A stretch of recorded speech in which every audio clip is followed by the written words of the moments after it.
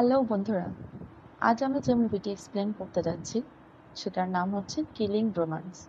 এই মুভিটা কোরিয়ান খুব সুন্দর একটা মডেল অভিনেত্রীকে নিয়ে, যার নাম ওয়াং ইয়োরে, যে কিনা আবার একজন গিনেস বুক ওয়ার্ল্ড রেকর্ড হোল্ডারও ছিল।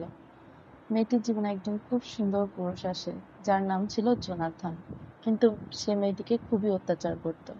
তারপর মেয়েটির জীবনে আরেকটি বন্ধু আসে যার নাম বাম, যে কিনা অনেক চেষ্টা করে মেয়েটিকে জোনাথনের থেকে বাঁচানোর জন্য এবং জোনাথনকে মেরে ফেলার জন্য। তো বন্ধুরা, আজ আমি তোমাদের এমনই খুব ইন্টারেস্টিং কমেডি এবং রোমান্টিক একটি মুভি এক্সপ্লেন করতে যাচ্ছি। এরকম আরো সুন্দর সুন্দর মুভি এক্সপ্লেনেশন শুনতে চাইলে আমার চ্যানেলটি সাবস্ক্রাইব করো। তো চলো, দেরি না করে মূল কাহিনীতে চলে যাওয়া যাক। মুভির শুরুতেই দেখা যায় ওয়াং ইয়োরে নামে খুব ফেমাস একজন মডেল অভিনেত্রীকে, যে কিনা তার ক্যারিয়ারে অনেক সফল এবং সে টানা 11 বছর ধরে একটানা কাজ করেই চলেছে। তারপরেও তার মুখে সবসময় হাসি লেগেই থাকে, কিন্তু ভিতরে ভিতরে সে অনেক টায়ার্ড। তো তার ক্যারিয়ারের একটা পর্যায়ে এসে সে খুব এক্সপেন্সিভ একটা মুভিতে অভিনয় করে, যেখানে দেখানো হয় সে কোরিয়াকে রক্ষা করছে। অর্থাৎ মুভিটির লিডিং ক্যারেক্টারে ছিল ওয়াং হিওরে। কিন্তু দুঃখের বিষয় হলো মুভিটা খুবই বাজেভাবে ফ্লপ হয় এবং ইয়োরে ফাইনালি আর নিজের সাথে পেরে ওঠে না। সে খুবই ভেঙে পড়ে এবং ডিপ্রেসড হয়ে যায়। একসময় গিয়ে সে ডিসাইড করে সে একটা ব্রেক নেবে। অর্থাৎ একটানা কাজ করতে করতে সে ভিতরে ভিতরে আসলে ডিপ্রেশনে ভুগছিল, তাই সে তার ক্যারিয়ারে একটা ব্রেক নিতে চায়। যখনই সে ব্রেক নেবে বলে ভাবছিল, ঠিক তখনই তার চোখ যায় দেয়ালের দিকে এবং সেখানে কোয়ালা ল্যান্ড নামে একটি জায়গার ছবি দেখানো হয়। কোয়ালা ল্যান্ড আসলে একটা আইল্যান্ড ছিল। তারপর সে ডিসাইড করে সে কোয়ালা ল্যান্ড নামে আইল্যান্ডটাতে ভ্যাকেশনে চলে যাবে। তো কথা অনুযায়ী সে কোয়ালাতে পৌঁছায় যায় এবং পৌঁছানোর সাথে সাথে একদল দুষ্টু ছেলে এসে খুব ফানি ভাবে তার ফোন, ব্যাগ, ওয়ালেট সবকিছু তার থেকে নিয়ে যায় এবং নিয়ে পালিয়ে যেতে নেয়। যখন ছেলেগুলো তার থেকে তার সব জিনিসপত্র নিয়ে যাচ্ছিল, সে কিছুই করতে পারছিল না। সে জাস্ট হা হয়ে তাকিয়েছিল। আর ঠিক তখনই জনাথন নাও নামে আমাদের যে ভিলেন, তার এন্ট্রি হয়। তো জনাথন সেই ছেলেগুলোকে কুংফু স্টাইলে মেরে কুপকাত করে ফেলে। জনাথন না ছিল একজন অনেক ক্ষমতাধর মানুষ এবং একজন গ্লোবাল রিয়েল এস্টেট ডেভেলপার। ইয়োরে তো তাকে দেখে মুগ্ধ হয়ে তাকিয়ে থাকে। যদিও জনাথন ছিল এই মুভির মেইন ভিলেন, কিন্তু ইয়োরের চোখে তখন সে ছিল হিরো এবং জনাথনও ইয়োরেকে দেখে প্রেমে পড়ে যায় এবং একসময় সে ইয়োরেকে প্রপোজ করে তাকে বিয়ে করার জন্য, এবং ইয়োরেও তার প্রস্তাবে রাজি হয়ে যায়। তারপর তারা বিয়ে করে ফেলে। বিয়ের 7 বছর পর তারা কোয়ালা আইল্যান্ড থেকে কোরিয়া ব্যাক করে। কিন্তু এই 7 বছরে ইয়োরে বুঝতে পারে জনাথনকে বিয়ে করা তার জীবনে একটি খুব বড় ভুল ডিসিশন ছিল। জনাথন আসলে ছিল একজন সাইকো প্রকৃতির মানুষ, যে ইয়োরেকে একটা জীবন্ত পুতুলের মতো বানিয়ে রেখেছিল। সে ইয়োরেকে অনেক অত্যাচার করত এবং সে চাইতো সে যেভাবে চাইবে ইয়োরে যেন ঠিক সেভাবেই চলে। কোরিয়াতে নিজ বাসায় আসার পর ইয়োরে একটা সোফায় বসে মনে মনে ভাবছিল সে কিভাবে এখান থেকে রক্ষা পাবে, কারণ জনাথনের অত্যাচার সে আর নিতে পারছিল না। ঠিক তখনই দেখা যায় জনাথন তাকে একটা ঔষধ খাওয়ায়। আসলে এই ওষুধটা সে ইয়োরেকে প্রতিদিনই খাওয়ায়, যাতে করে ইয়োরের বিভিন্ন সাইকোলজিক্যাল প্রবলেম দেখা যায়। তারপর দেখানো হয় আমাদের মুভির মূল নায়ক বাবা, যে মিস্টার কিম বাম হুকে, যে ছিল তার ফ্যামিলির সবচাইতে ছোট সদস্য। তার ফ্যামিলির সবাই সিওল ইউনিভার্সিটি থেকে গ্র্যাজুয়েশন কমপ্লিট করেছে, শুধুমাত্র সে ছাড়া। সে গত 3 বছর থেকে ট্রাই করেই যাচ্ছে সিওল ইউনিভার্সিটিতে চান্স পাওয়ার জন্য, কিন্তু প্রতিবারই সে ফেল হচ্ছে। আর এবার তার ফোর্থ টাইম, এবং এবারও সে দুর্ভাগ্যবশত ফেল হয়ে যায়। তারপর তার বন্ধু তাকে বাসায় পৌঁছায় দেয় এবং বাসায় আসার পর বেচারা মা আর বোনদের হাতে মার খেয়ে হতাশ হয়ে রুমের বারান্দায় চলে আসে। ঠিক তখনই সে দেখতে পারে তার সামনের বাসার বারান্দায় খুব সুন্দর একটা মেয়ে। মেয়েটার বাসার মোশন সেন্সর লাইট তার উপর পড়ে, যার কারণে সে মেয়েটিকে ভালোভাবে দেখতে পাচ্ছিল না। কিন্তু এর একটু পরই সে মেয়েটিকে চিনতে পারে।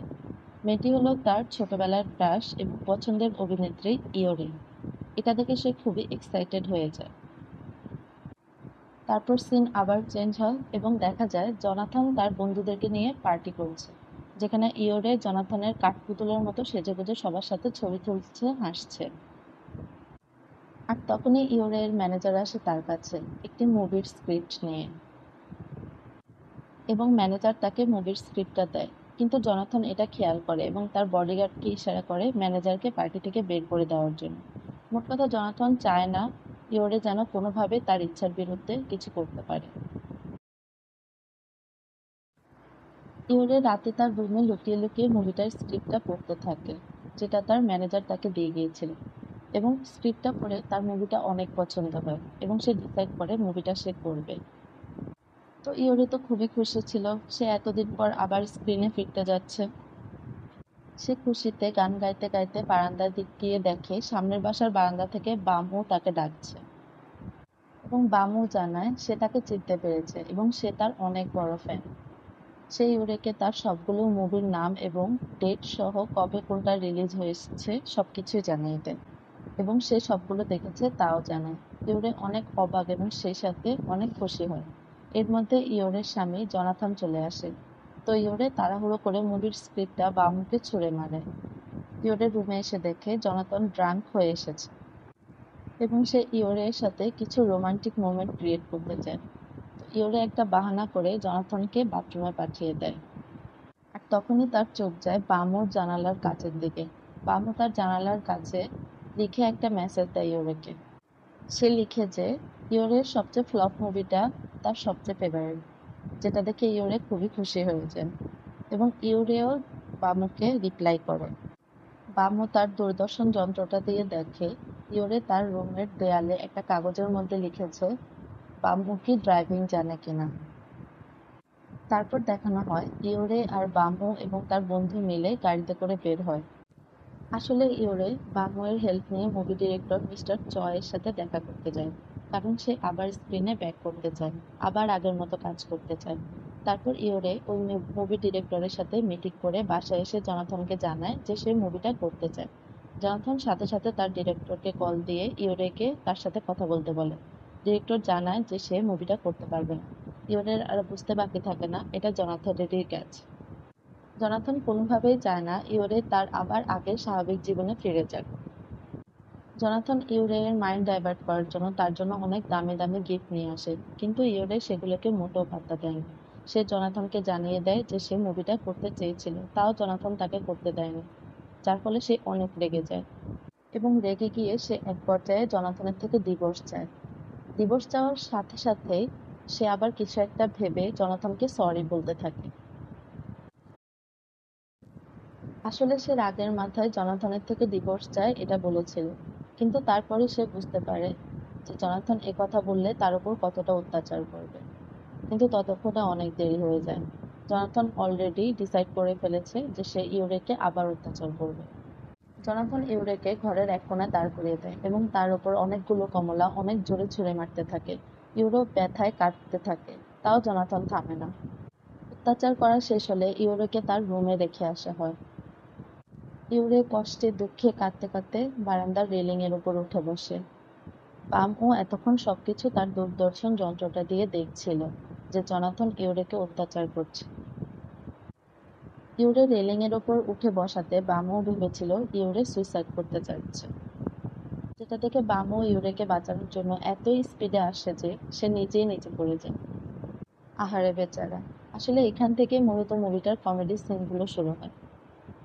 বামুকে নিচে পড়ে যেতে দেখে ইউরে খুব দ্রুত নিচে যায় এবং সে বামুকে একটা গাড়িতে বসিয়ে তাকে বলতে থাকে জনাথন কতটা ভয়ঙ্কর লোক।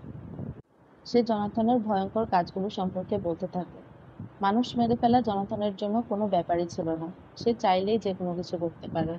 বামু সবকিছু শোনার পরও ইউরেকে আশ্বাস দেয় যে সে তাকে বাঁচিয়ে ছাড়বে, সে জনাথনের হাত থেকে ইউরেকে মুক্ত করেই ছাড়বে। বামুর কথায় ইউরে নতুন করে আশার আলো খুঁজে পায়। তারা দুজনে মিলে অনেক প্ল্যানিং করতে থাকে জনাথনকে মারার জন্য, কিন্তু সব প্ল্যানিংই ফেল হয়। এর মধ্যে বামু ইউরেকে একটা সেলফোন দেয় যোগাযোগের জন্য, আর তাদের প্ল্যানিংও চলতে থাকে, কিন্তু কোনো প্ল্যানই কাজ করে না। তবুও তারা চেষ্টা চালিয়ে যায়। একদিন একদিন ইউরে বামুকে জিজ্ঞেস করে যে তার জন্য সে এত কিছু করছে, বিনিময়ে বামু তার কাছে কিছু চায় কিনা। বামু বলে সে তার কাছে একটা কিস চায়। ইউরেও রাজি হয়ে যায়। কিন্তু তাদের দুজনের বারান্দা তো অনেকটা দূরে, তাহলে কিভাবে কিস হবে? আর তখনই বামুর মাথায় একটা প্ল্যান আসে। সে এক দৌড়ে গিয়ে কোথা থেকে যেন একটা লম্বা মই নিয়ে আসে এবং মইটা পেয়ে ইউরের বারান্দায় চলে আসে। ইউরেও তাকে হতাশ করে না, ছোট্ট করে তার গালে একটা কিস দেয়। বাস, রোমাঞ্চ হয়ে গেল। এবার তারা আবার জনাথনকে মারার প্ল্যানিং এ মনোযোগ দেয় এবং তারা খুব চমৎকার একটা প্ল্যানও পেয়ে যায়। তারা ঠিক করে তারা জনাথনকে হট অ্যাজ হেল সুয়ানা নামে একটা জায়গায় নিয়ে যাবে, যেটা মূলত একটা মেডিটেশন সেন্টার, যেখানে মানুষ হট ওয়েদারের মাধ্যমে শরীরের বাড়তি মেদ ঝরায়। আর জনাথনও অনেক হেলথ সচেতন, তাই তাকে নিয়ে যাওয়াটাও ইজি হবে তাদের জন্য। তারা জনাথনকে সেই জায়গায় নিয়ে যায়। জনাথন, ইয়োরে এবং বসে। এদিকে বাবু নিচে ওই রুমটার টেম্পারেচার বাড়াতেই থাকে কয়লা দিয়ে। এখানেও কিছু ফানি সিন দেখা যায়।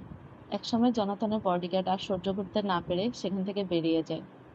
তারপর বামু সেই রুমে প্রবেশ করে এবং এসে তাদের সাথে বসে। বামু আসার সাথে সাথে ইউরে বেরিয়ে যায়। ইউরে তাড়াতাড়ি গিয়ে রুমটার টেম্পারেচার বাড়ানোর জন্য আগুনের মধ্যে আরো কয়লা দিতে থাকে, যার ফলে রুমের টেম্পারেচার অনেক বেড়ে যায়। জনাথন আর সহ্য করতে না পেরে রুম থেকে বেরিয়ে যেতে নেয়, আর তখনই বামু তাকে আটকায় এবং দেয়ালে একটি ছবি দেখিয়ে বলে এই ছেলেটা এখানে 20 মিনিট থাকার রেকর্ড করেছিল।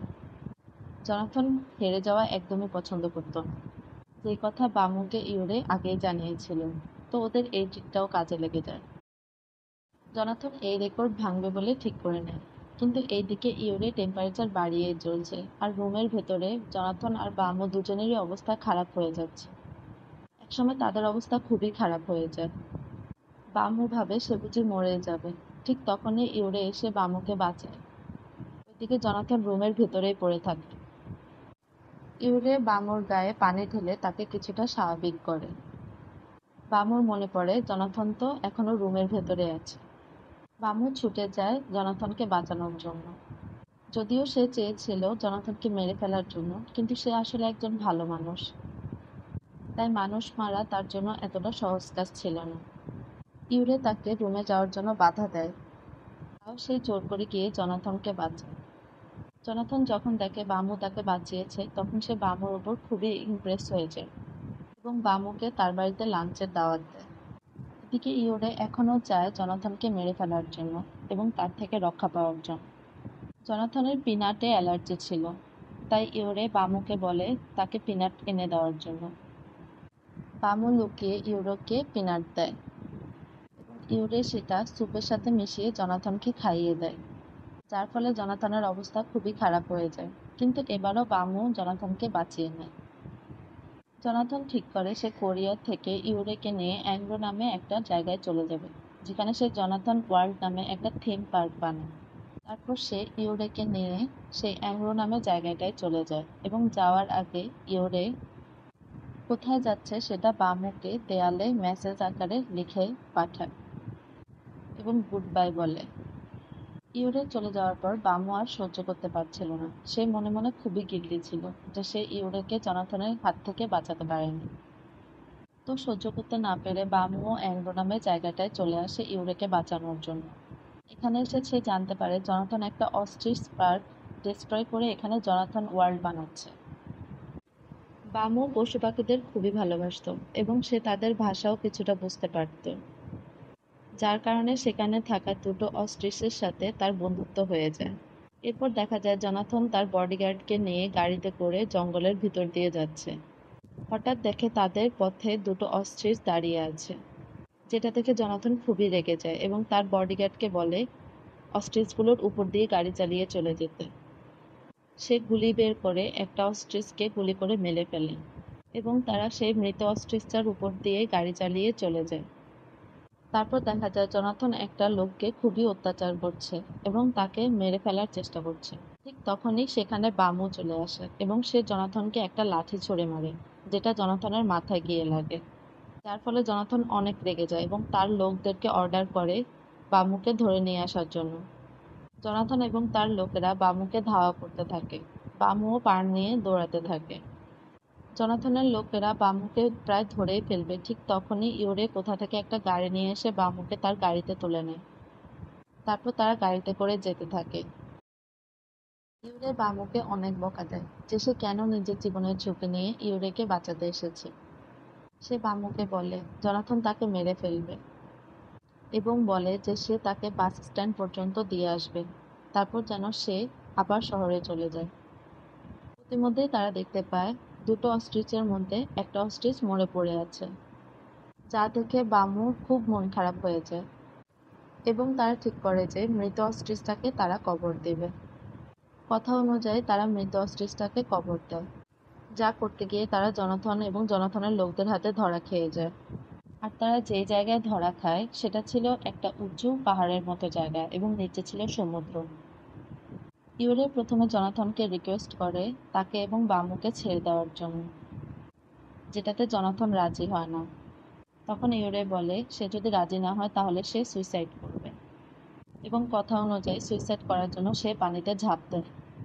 কিন্তু সাথে সাথে জনাথনের বডিগার্ডও পানিতে ঝাঁপ দিয়ে ইউরেকে বাঁচিয়ে নেয়। তারপর জনাথন ইউরে আর বামুকে বসায়। এবারও ইউরে জনাথনকে অনেক রিকোয়েস্ট করে বামুকে ছেড়ে দেওয়ার জন্য এবং সে কথা দেয় সে আবার জনাথনের কথা মতো আগের মতোই চলবে। এ কথা শুনে জনাথন কিছুটা নরম হয়। সে বামুকে ছেড়ে দেয় এবং একটা শর্তও দিয়ে দেয়। শর্তটা হলো বামু যদি আর কখনো তার সামনে পড়ে তাহলে সে সাথে সাথে বামুকে মেরে ফেলবে। তারপর বামু তার বাসায় ফিরে আসে এবং আগের মতো সিউল ইউনিভার্সিটিতে চান্স পাওয়ার জন্য প্রস্তুতি নেওয়ার চেষ্টা করতে থাকে। কিন্তু সে কোনোভাবেই ইউরেকে ভুলতে পারে না। সে সবসময় গিল্টি ফিল করে কেন সে ইউরেকে বাঁচাতে পারেনি। একসময় সে সিদ্ধান্ত নেয় সে আবার চেষ্টা করবে ইউরেকে জনাথনের হাত থেকে বাঁচানোর জন্য। এতে যদি তার প্রাণ যায় তাও যাক, তাও সে ইউরেকে জনাথনের হাত থেকে বাঁচিয়ে ছাড়বে। এদিকে দেখা যায় জনাথন তার থিম পার্ক জনাথন ওয়ার্ল্ডের উদ্বোধনের জন্য একটা লাইভ অনুষ্ঠান করছে। এখানে ইউরে আগের মতো মুখে একটা ফেক হাসি নিয়ে পুতুলের মতো দাঁড়িয়ে আছে। জনাথন তার অনুষ্ঠানে গিফট প্রাইজ হিসেবে একটা গাড়ি রাখে। গাড়িটা কাপড় দিয়ে ঢাকা ছিল। গাড়ির উপর থেকে কাপড় সরাতেই জনাথন দেখতে পায় গাড়ির ভিতরে বামু এবং তার বন্ধুরা বসে আছে। বামু এসেছে ইউরেকে আবার বাঁচানোর জন্য, যেটা দেখে জনাথনের মেজাজ আবার বিগড়ে যায় এবং সে তার কর্মীদের অর্ডার দেয় বামুকে মেরে ফেলার জন্য। এর মধ্যে বামু তার ফ্রেন্ড এবং জনাথনের কর্মীদের মধ্যে অনেক ফাইট হয়, কিন্তু তারা কোনোভাবে জনাথন এবং জনাথনের কর্মীদের সাথে পেরে উঠতে পারছিল না। সেও বামুকে হেল্প করার জন্য প্রাণপণ চেষ্টা করতে থাকে। তারা প্রায় হেরেই যাচ্ছিল, ঠিক তখনই সেখানে একটা অস্ট্রিচ চলে আসে। এই অস্ট্রিচটাই হচ্ছে সেই দুটো অস্ট্রিচের মধ্যে যেটা বেঁচে ছিল সেই অস্ট্রিচটা। অস্ট্রিচটা জনাথনের সামনে এসে দাঁড়ায় এবং সবার সামনে দিয়ে জনাথনকে নিয়ে উড়ে চলে যায়। সবাই অবাক হয়ে তাকিয়ে থাকে। আর এভাবে মুভিটা শেষ হয়। এবার আমি আমার একটা পার্সোনাল ওপিনিয়ন জানাই, এই মুভিটার এন্ডিংটা আরেকটু ভালো করতে পারত। এই মুভিটার কমেডি পার্টগুলো খুবই মজার ছিল। তো বন্ধুরা, এই ছিল আজকের মুভি এক্সপ্লেনেশন কিলিং রোমান্স। এরকম আরো সুন্দর সুন্দর মুভি এক্সপ্লেনেশন শুনতে চাইলে ঝটপট আমার চ্যানেলটি সাবস্ক্রাইব করে ফেলো। আজকের মতো এখানেই বিদায়।